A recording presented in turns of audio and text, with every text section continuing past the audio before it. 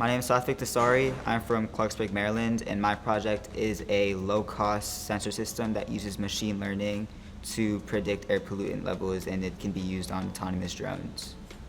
Currently, the way that we measure air pollution, there are two main problems.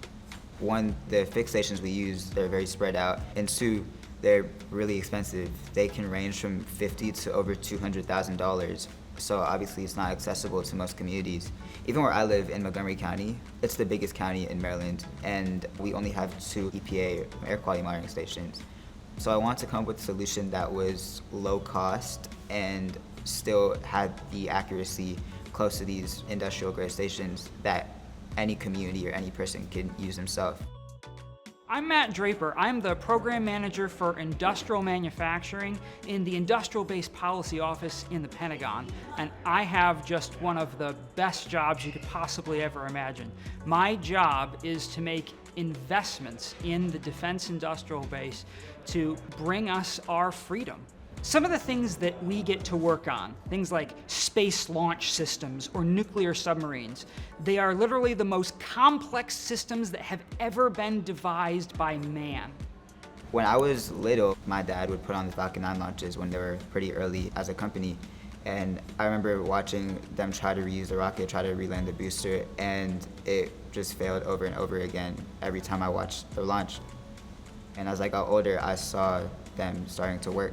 And now I see them as one of the most successful aerospace companies in the world.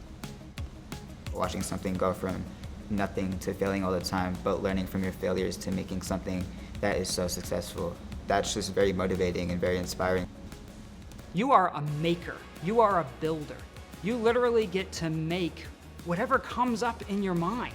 I've had opportunities working on nuclear submarines before to design an entirely new manufacturing process where we literally looked at something that was impossible. Everyone said it could never be done, it could not be achieved. And over the course of just 5 years, we literally built a new piece of industrial hardware so that we could make it into the realm of the possible. That's what it is to be in manufacturing. Dear future builder, if I could give you one piece of advice, I would say just to be very, very confident. I've definitely struggled with that in the past, and I think if you surround yourself with good people that can motivate you, I promise you have the skills, and if you don't have the skills, you'll get them. But those skills don't mean anything unless you have the confidence in yourself to apply them.